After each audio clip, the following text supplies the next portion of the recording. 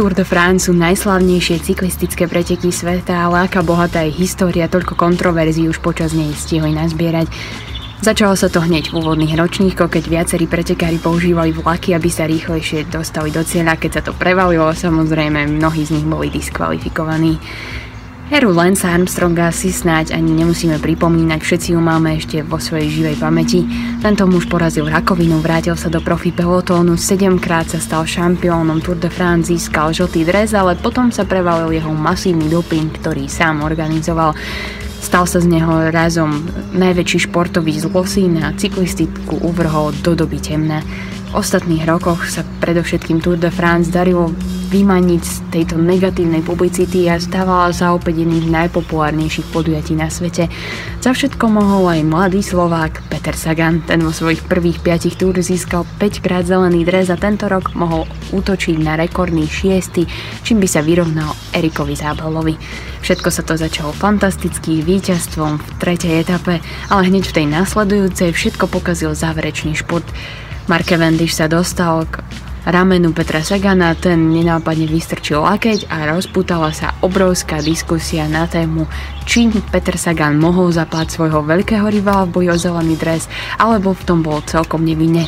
Fanúšikovia, novinári, súčasní či bývalí cyklistickí šampióni sa pridávali na Petrovú stranu. Rozhodcov to však nepresvedčilo a Petra Sagana diskvalifikovali z Tour de France 2017. Slovák musel odletieť domov a Tour pokračuje bez neho. Na tomto rozhodnutí sa bohužiaľ už nič nedá zmeniť. Jedna vec sa však pri tejto situácii preukázala, tá nás všetkých na Slovensku môže mimoriadne tešiť.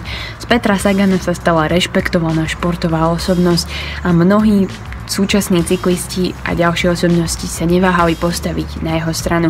Medzi inými aj už spomínaný Lance Armstrong, ktorý neostal vo svojom rodnom Texase tichúčko a postavil sa na stranu slovenského šampióna. Aj viacerí cyklisti a kolegovia z pelotónu boli na jeho strane a sú mimoriadne prekvapení z tejto situácie a boli by oveľa radšej, keby Peter Sagan pokračoval. Nič to však nemení na fakte, že ani Peter Sagan, ani Mark Cavendish už nie sú na Tour a Tour prišla o svoje dve veľké hviezdy. Organizátori v budúcnosti určite prehodnotia, či im takéto rozhodnutia stoja za to.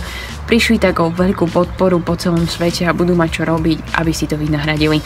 O jednu vec sa však určite nebojím, o to, že by Peter Sagan stratil chuť do cyklistiky, budúci rok bude ešte lepší, ešte silnejší a určite ohlási útok nielen na zelený dres, ale pokusí sa aj o ten žltý, pretože taký je Peter Sagan, ktorého poznáme a taký je Peter Sagan, ktorého miluje nielen celé Slovensko, ale aj celý športový svet a má fanúšikov naozaj v každom kúte zemegule.